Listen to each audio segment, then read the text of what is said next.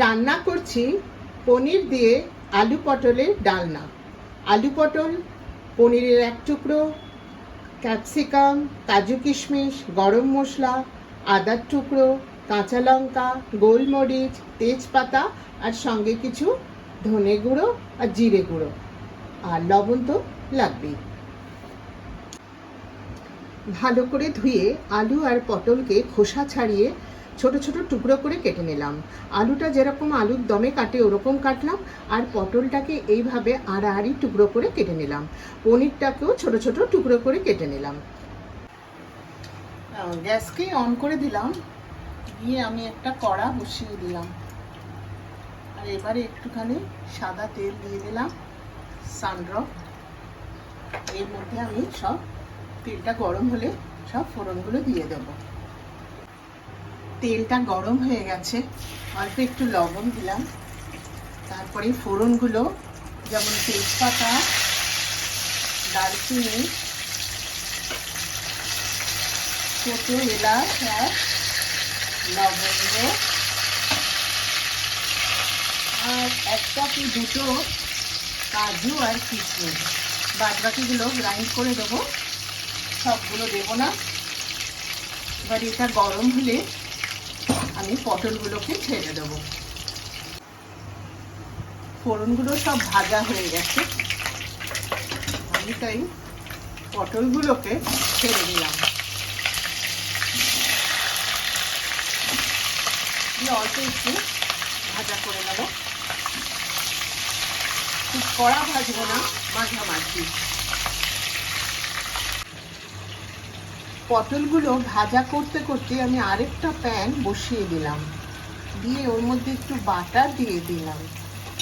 বাটারটাকে একটু গলিয়ে নিলাম অল্প, তার মধ্যে যে কেটে রেখেছি পনিরগুলো সেইগুলো আমি দিয়ে দিলাম। হালকা করে ভাজবো, বাটারে ভাজলে একটা খুব সুন্দর ফ্লেভার হয়। আর এই রান্নাটায় আমি কোনো হলুদ গুঁড়ো ব্যবহার করব না।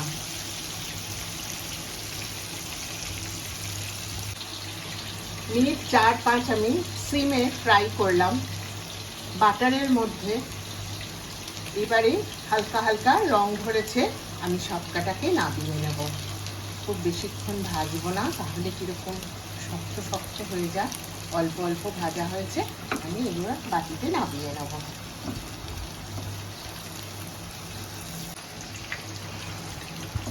পনির কটা ভাজা করতে করতে পটলগুলোও সুন্দর ভাজা হয়ে গেছে, হালকা হালকা সোনালি রং ধরেছে।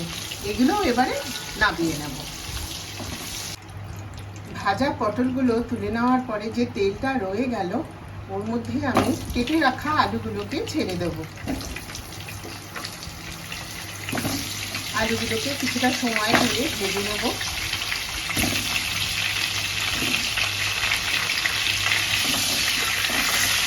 একটু লবণ দেব, জিরে গুঁড়ো, ধনে গুঁড়ো, সমস্ত মশলাগুলো এবারে দিয়ে দেবো। 3-4 মিনিট একটু ভাজা হয়ে যাক। ভাজা হওয়ার পরে আমি মশলাগুলো একে একে দিয়ে দেবো। 2 টুকরো আদা, 1 টুকরো লাল ক্যাপসিকাম আর কিছু গোলমরিচের দানা নিয়ে অল্প জল দিয়ে গ্রাইন্ড করে নেব। 5-7 মিনিট লাগলো, ডুমো আলুগুলো সুন্দর ভাজা হয়ে গেছে।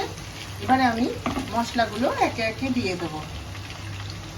এই যে আদা, ক্যাপসিকাম আর গোলমরিচ গ্রাইন্ড করেছিলাম সেটা দিয়ে দিলাম প্রথমে। একটু নাড়াচাড়া করে এর মধ্যে দিয়ে দেবো জিরে গুঁড়ো আর ধনে গুঁড়ো, 1/2 চামচ মতো জিরে গুঁড়ো, 1/2 চামচ মতো ধনে গুঁড়ো। আবার একটু নাড়াচাড়া করব।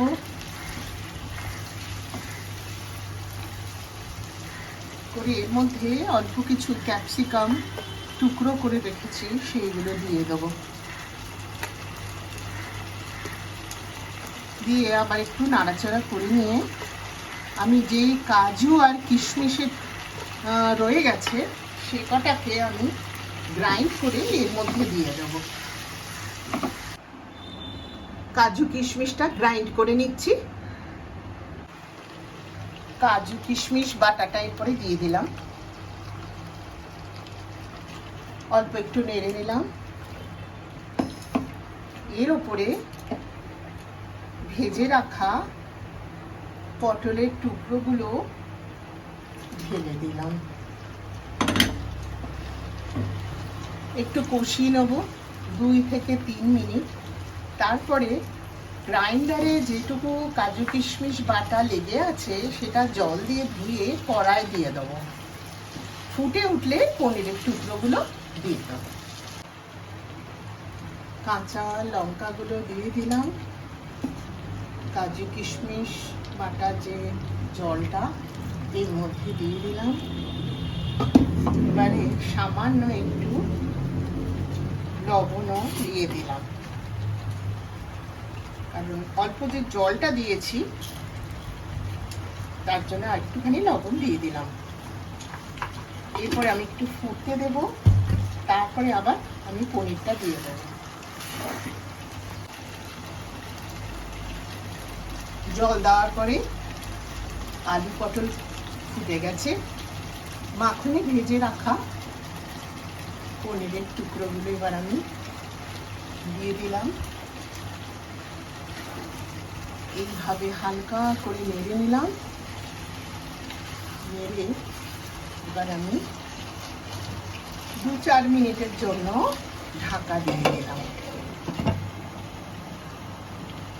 3-4 মিনিট ফুটতে দেবো, তাহলেই রান্না শেষ হয়ে যাবে।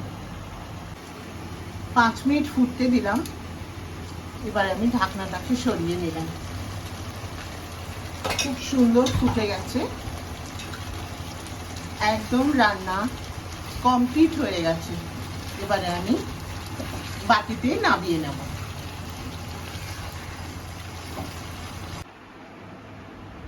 পনির দিয়ে আলু পটল একদম তৈরি হয়ে গেল।